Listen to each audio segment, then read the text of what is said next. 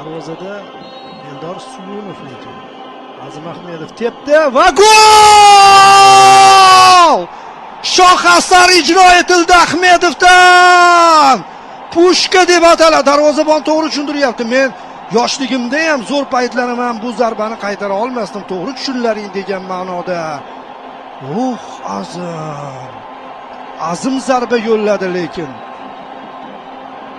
Hisob mana buni dahshatli.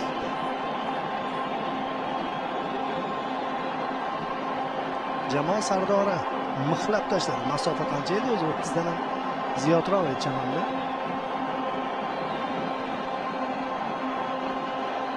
Bum qilib turib yo'lladi bu zarbani.